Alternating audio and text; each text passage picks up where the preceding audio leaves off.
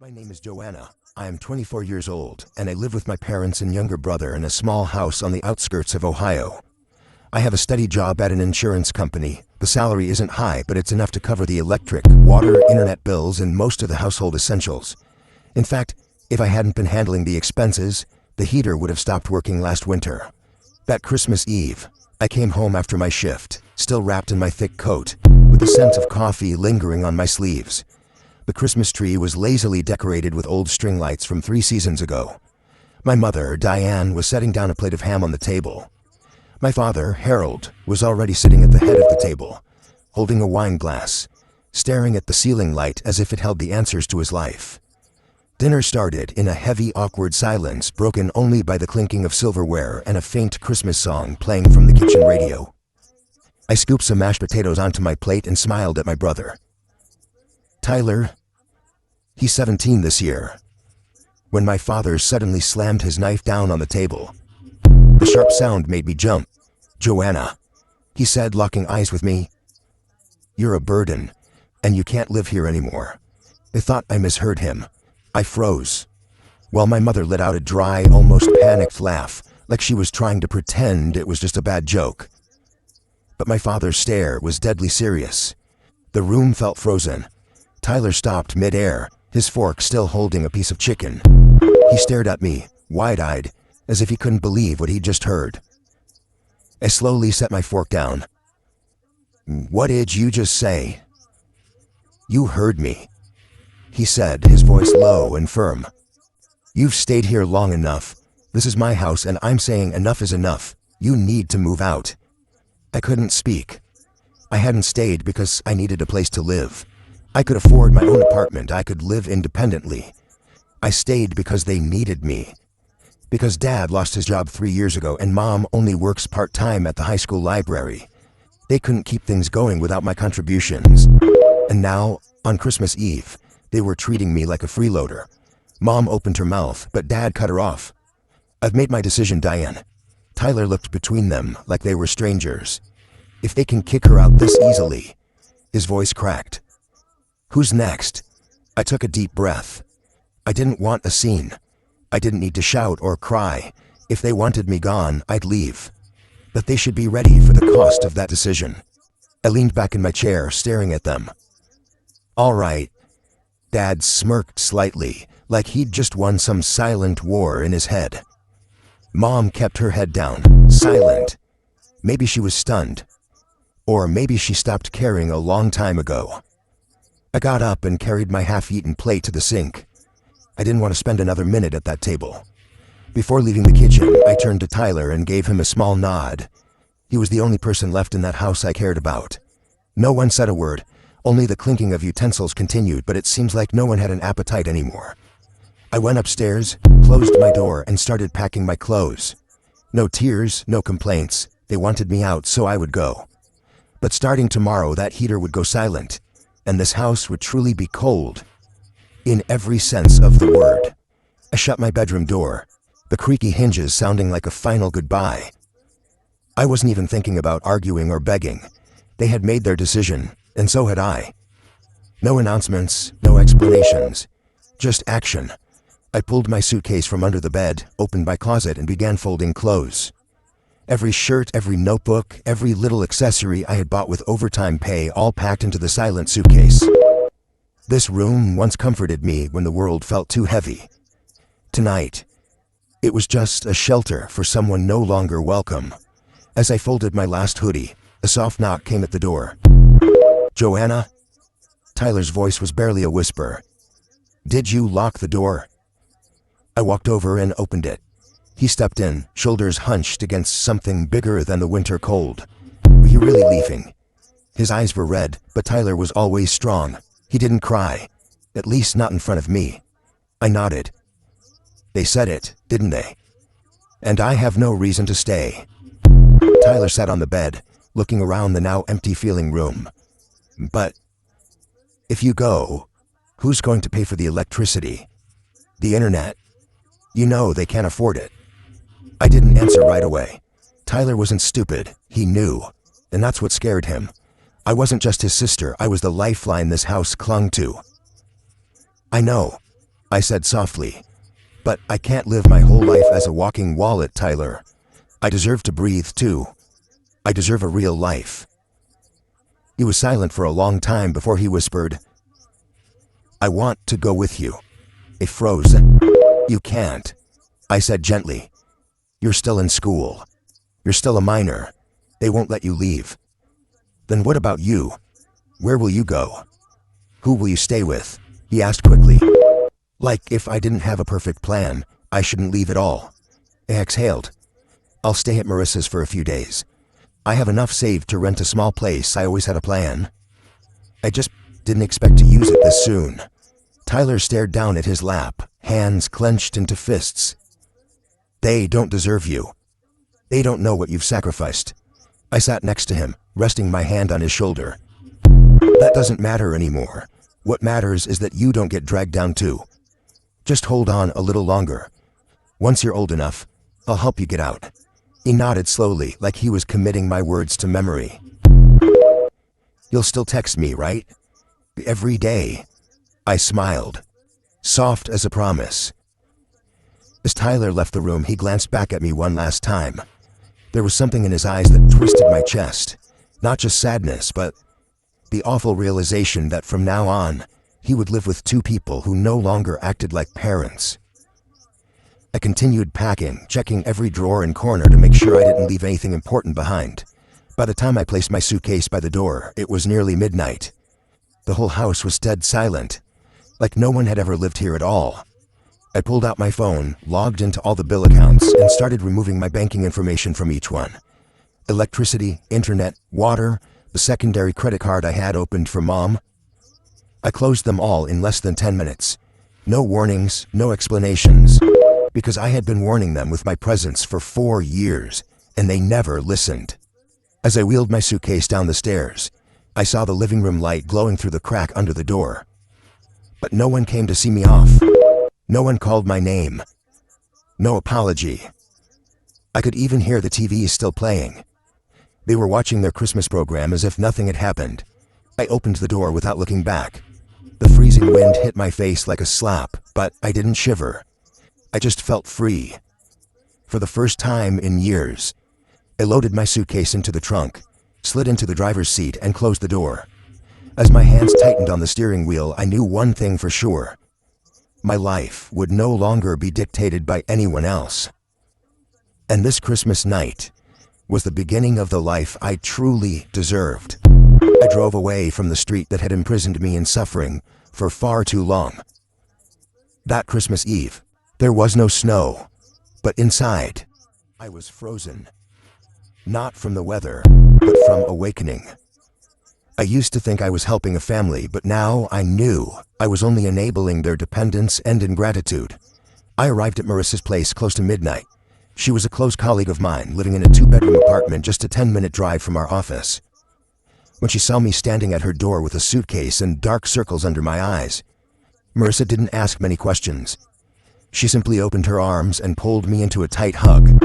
"Stay as long as you need," she said, then led me into the living room, where I would sleep for the next few weeks. The next morning, as the sun rose above the rows of old brick houses, I sat at Marissa's small wooden table, opened my laptop, and began my silent retaliation. I logged into the utility payment portal. Under the account section, my name was still listed as the responsible party. I clicked Remove. A pop-up appeared. "Are you sure you want to leave this account? After removal, bills will no longer be automatically paid." I confirmed. Then came the internet bill, water, gas, and even the Amazon Prime account my mother used to stream movies every night. I removed my credit card information from every system. For them, my support had become an entitlement. Now they would finally understand the value of what they had taken for granted. I leaned back in the chair and exhaled.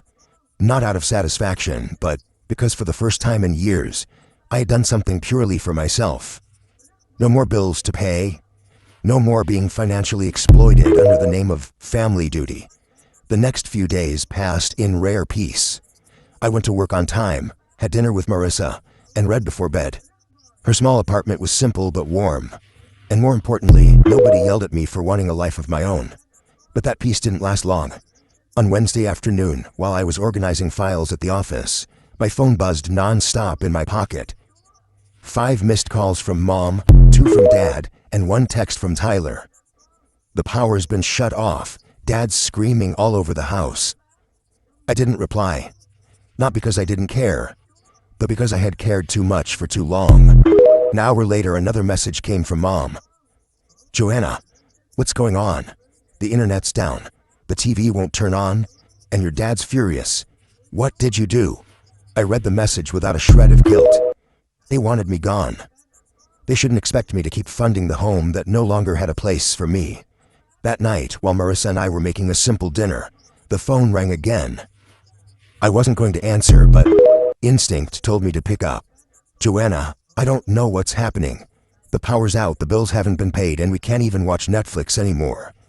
Mom's voice trembled, full of fear and confusion. "Who do you think has been paying for all that the past 4 years?" I asked calmly. Silence. Then Mom's voice, soft, almost guilty. "You.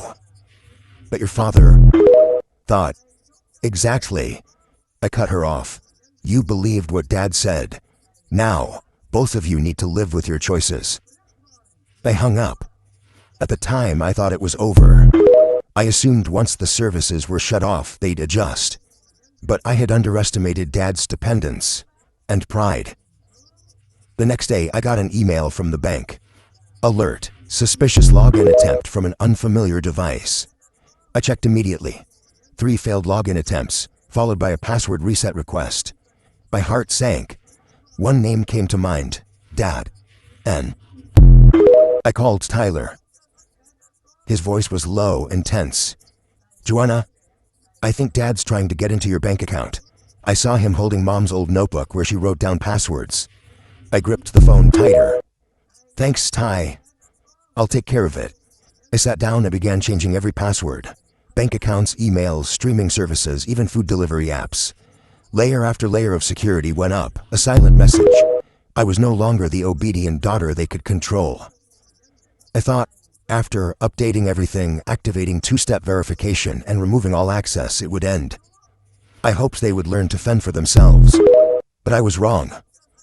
My family didn't know how to live without someone to blame, and without me to target. They spiraled. 3 days after I left, Tyler texted during my shift. "Internet got cut off this morning. Last night, Mom had to cook on the gas stove because the microwave's dead. This morning, Dad punched the fuse box." I didn't reply. I simply put my phone down and took a deep breath. I knew that house was sinking into chaos, and I knew this was just the beginning. That night, leaving the office, I saw 6 missed calls from Mom. By the 7th, I picked up. Her voice was hoarse, crying, confused, furious. "Joanna, what have you done? The house is dark, no TV, no hot water. Your dad's losing it. What did you do?" I answered calmly. "I only turned off what I was paying for. From now on, you can take care of yourselves, right?" "You can't do this," Mom shrieked. "This is your home." I pressed my lips together, steadying my voice. "No. It's the place where Dad kicked me out. Remember? I'm just following orders." Silence. Only heavy breathing came through the line. Finally, she whispered, "Your dad thinks you're trying to get revenge." I let out a dry, exhausted laugh. "No, Mom. I'm just living my life. What bothers you is that I'm no longer living it for you." I hung up before she could say another word. I didn't need to explain anymore. They were used to my silent endurance. Now they would have to get used to my silent absence. The next morning, another alert from the bank. Suspicious login attempt. Possible fraud. Blocked. I didn't have to wonder. The only person desperate enough to hack into my accounts was Dad. I immediately called Tyler. He whispered when he answered, his voice full of worry. "Joanna, I think he's digging through Mom's old notebooks. He keeps yelling that he needs to get back what belongs to the family." I closed my eyes, feeling a painful tightness in my chest. "Did you see him using the computer?" "All morning. He keeps trying to log in and cursing when it fails." I chuckled bitterly. "Good. The alerts are working. Joanna, Tyler said slowly. He's starting to say weird stuff, like that girl thinks she's won, and I'll make her regret it. I'm a little scared. It grips the phone. If anything strange happens, lock the doors and call me immediately. Got it? Got it. I'll keep my phone with me all night. I hung up, went back to my bank account, increased the security level, and blocked all foreign devices. I changed the password again, this time 16 characters long, packed with special symbols, and linked everything to fingerprint verification. No more loopholes. That night, I didn't sleep well. A gnawing unease sat heavy in my chest, a feeling that this wasn't over. And I was right. The next morning, just as I stepped out of the bathroom, Marissa called out from the living room. Joanna, someone's banging on the door. I rushed out, hair still wet, and saw her tense face. Who is it? Not sure, but he's pounding hard. I crept to the peephole. My heart dropped. It was my father. He stood in the hallway, fists hammering the door, eyes bloodshot, voice echoing. Joanna, open up. You think you can just walk away? Marissa looked at me, panicked. Are you calling the police? I nodded, already dialing 911. As the call connected, I stared at the shadow pounding outside and thought, you pushed me out of your house. You don't get to force your way into my life now. I pressed the phone to my ear as Dad kept slamming against the door, shouting, Joanna, you think you're so righteous. You think leaving solves anything. Marissa stood, trembling behind me, clutching the door key but frozen in place. I nodded reassuringly, then turned back to the phone. Yes, he's my father. But he's threatening me and trying to break into my friend's apartment. The dispatcher stayed calm. Officers are on the way. Stay inside and do not open the door. They'll arrive within 3 minutes. I hung up, my heart pounding but my hand steady on the lock. Through the peephole, I saw Dad pacing the hall, muttering, shouting, hammering the door. Ungrateful. After everything I did for you. Marissa whispered behind me. This has gone way too far. I nodded. I know. But he needs to understand. He has no power over me anymore. The sound of sirens pierced the air. As red lights flashed down the stairwell, I heard the heavy steps of officers running up. One knocked gently on the door. Police, open up. Stay calm. I opened the door and stepped aside. The police officers entered, speaking firmly to my father. Sir, you are disturbing the residents and causing a public disturbance. We need you to leave immediately. My father turned to them, his face flushed red. She's my daughter. I have the right to talk to her. One officer kept his tone calm. Not like this, sir. Your daughter called us because she felt threatened. If you don't leave immediately, we will have to act according to the law. I'm not going anywhere, he roared, suddenly lunging toward me as if trying to force me to listen. He stepped back, my palms clenched, feeling my heart pounding wildly in my chest. Immediately, the two officers restrained him. Sir, please maintain your distance. She owes me. She has no right to treat me like this, he shouted, his voice twisted in rage. I'm her father. I have rights. That sentence, I have rights, echoed in my mind like the final blow. For years, he had used those exact words to impose, control, and manipulate. But today, I was no longer the 17-year-old girl cowering at the dinner table, afraid of his next outburst. I owe you nothing, I said clearly, locking eyes with him. You chose to push me out of this family, and now you will have to live with that choice. The officers placed their hands on his shoulders, instructing him to turn around. As the cold handcuffs clicked shut, I saw the look in his eyes. No longer that of a father, but of a man who had lost control. Joanna, you will regret this, he hissed.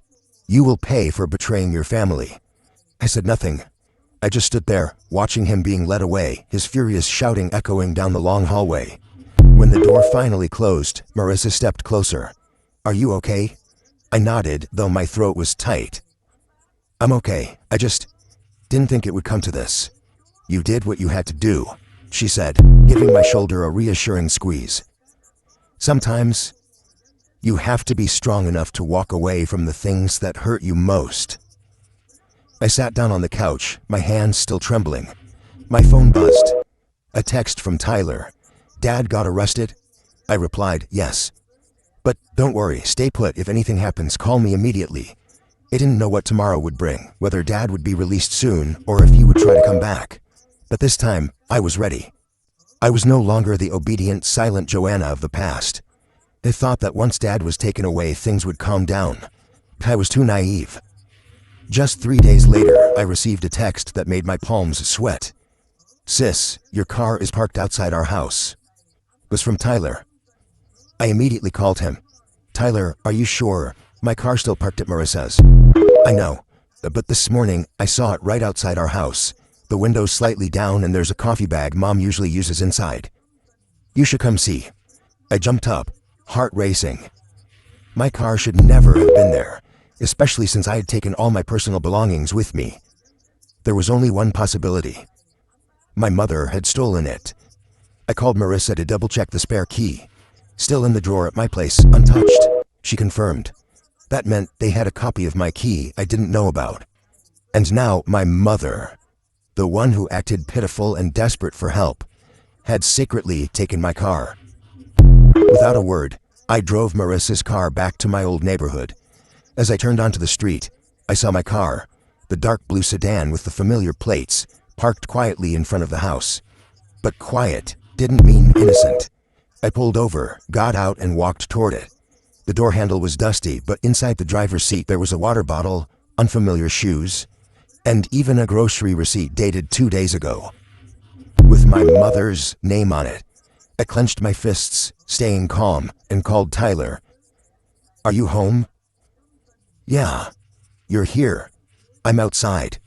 "Where's Mom?" "In the house, just came back from the grocery store." I nodded, though he couldn't see me. "I'm coming in. Stay upstairs. And don't get involved, okay?" I rang the doorbell. The door opened. My mother stood there, hair tied back, clutching a small black purse. Her face tightened when she saw me. "Joanna, why are you here?" I looked her straight in the eye. "You took my car, didn't you?" She scoffed lightly, stepping aside to let me in. "It was just sitting there unused. You weren't driving it. I just borrowed it for a bit." "Borrowed?" I let out a humorless laugh. "You've been driving it for a week. Buying gas with whose money? And why is the driver's seat reclined, like someone's been sleeping in it?" She turned away, placing her purse on the table without answering. I stepped further inside, glancing at the living room, where the laptop I had left on the bookshelf was now missing. "Where's my laptop?" I asked, heart pounding. She froze, then replied in an even tone. "I sold it."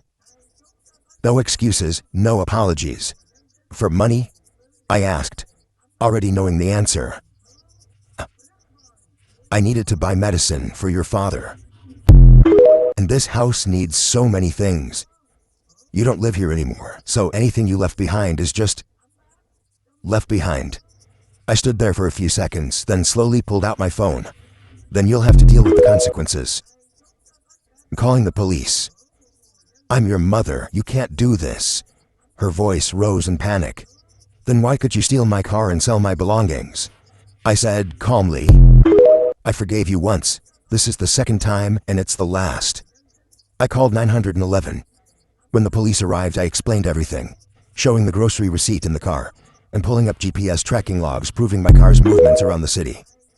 I made it clear. I wanted my property back, and I wanted to press charges for theft.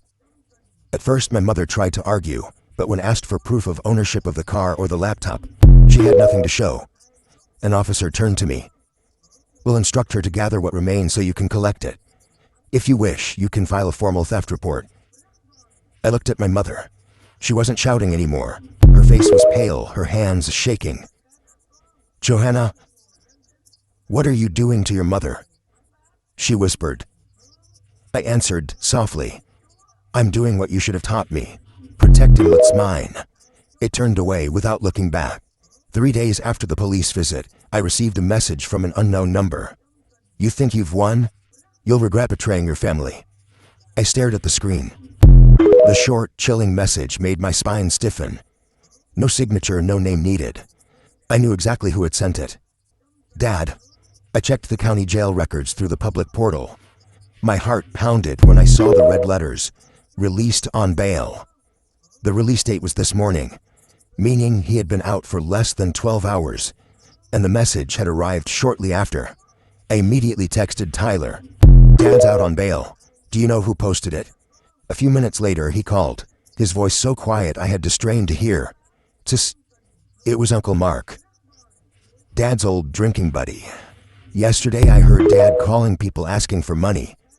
This morning, Uncle Mark came to the house, handed Mom an envelope, and left. I leaned back in my chair, feeling every muscle tense. Mark, the man who once made the whole neighborhood call the cops with his drunken parties. If he was the one who bailed Dad out, this wasn't just a rescue. It was an alliance. And maybe the beginning of something far worse. "Joanna," Tyler continued, "last night Dad said, he's going to make you feel what it's like to be pushed out of someone's life. I think he's planning something." I jumped up and left Marissa's living room. She was cooking, and when she saw my pale face, she panicked. "What's wrong?" "My dad made bail, and he just sent a threatening message." Marissa's face changed instantly. "Joanna, you can't stay here anymore. If he knows this address, you think he'll come back?" I asked, even though I already knew the answer. Someone like him doesn't accept defeat. He already got arrested once for storming this apartment. Now he's got nothing to lose. "You have to leave. Tonight." I bit my lip, clutching my phone tighter. Part of me didn't want to leave. I had found a little peace here. But my mind was clear. If I didn't leave now, something worse would happen. I nodded. "Give me a few hours. I'll pack." Marissa gave me a quick hug. That evening, I called a coworker named Nora, who had once offered to let me stay with her when she heard I didn't have a permanent place yet. I had turned her down before because I didn't want to burden anyone. But now, there weren't many options. Nora immediately said yes. "Bring your stuff anytime. There's a spare room. You don't need to explain anything." I packed quickly and silently. Not much. Just a few clothes, my laptop, personal documents, the most important things. The rest, I would come back for later, if I got the chance. As night fell, Marissa and I loaded everything into the car. Before we left, I double-checked the security system one last time. Cameras, smart locks, phone alarms, everything was set. Marissa put a hand on my shoulder. "I'll call the police if anything weird happens. Don't worry about me. Take care of yourself first." I nodded. Before getting into the car, I looked back at the building one last time. Tonight, I wasn't running away. I was choosing to keep living. The right way. On the drive to Nora's place, my phone buzzed again. Another message from the same number. "You can run, but you can't hide forever. Family is forever, Joanna." I didn't reply. I simply took a screenshot and sent it straight to the police department along with my previous report. In the description box, I typed each word carefully. "I am being threatened by the man who used to be my father. I no longer feel safe." I knew he wasn't going to give up easily. But I also knew something else. I was no longer the daughter who silently endured. If he wanted to make me a target, this time, I would be a target that fought back. That weekend morning, I returned to the old house, the place I once called home, to retrieve what was left. I didn't go alone. A police officer accompanied me. Under a civil standby order I had filed 2 days earlier. Tyler was already waiting on the porch.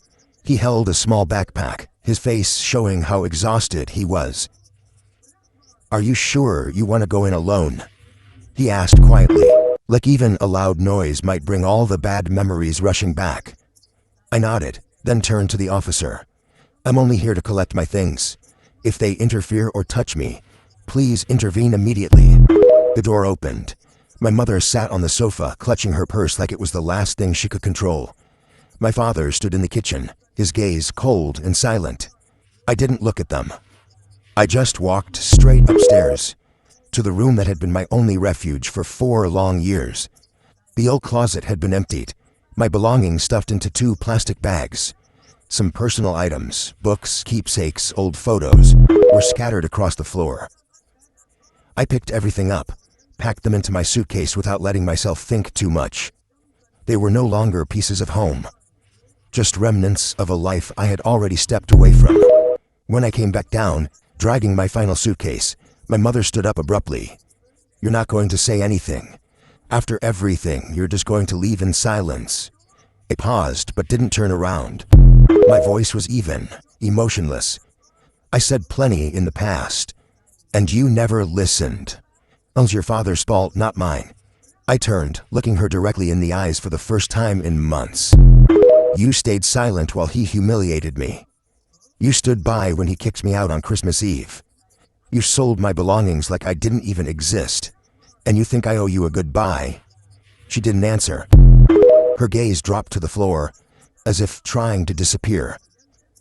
My father stepped forward, still full of anger. "You think cutting ties is the solution? You're tarnishing your own family." I gave a small, cold laugh. "No, I'm just living what this family taught me. If you're not respected, don't stay." I pulled a folded document from my pocket, a copy of a restraining order petition. "If either of you sends another message, shows up where I live, or tries to access my accounts, I'll file this immediately. And next time, it won't just be a polite knock from the police." The officer standing beside me nodded in confirmation. "We've made a note in the record. Any further threats will be handled seriously." I turned to Tyler. "You can stay a few more months.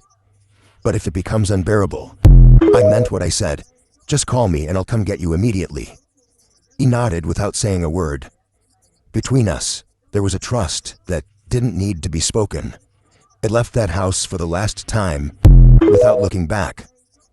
I didn't want to carry any more glances with me. Not from my mother, not from my father, not from the memories that had once weighed down my heart. That same day, I changed my phone number, canceled every account connected to the old address, and moved in with Nora permanently. She helped me sign a lease for a small apartment near my company. Quiet, bright, and most importantly, safe. They completely cut off contact with my family. No more messages, no more surprise calls. No more fear every time the doorbell rang. I spent the next few weeks rebuilding everything from scratch.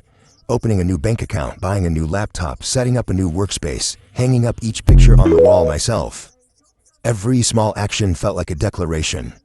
I had chosen this new life, and I deserved it. I knew that one day, they might try to reach out. Maybe through a handwritten letter, a distant relative, or some story leaking onto social media. But I also knew, this time, I wasn't going back. 2 years have passed since I firmly walked away from my old family, as if cutting out a festering tumor from my life. I have built a new life, small, peaceful, and entirely mine. But deep down, I always thought about the one person still trapped there. Tyler. He tried his best.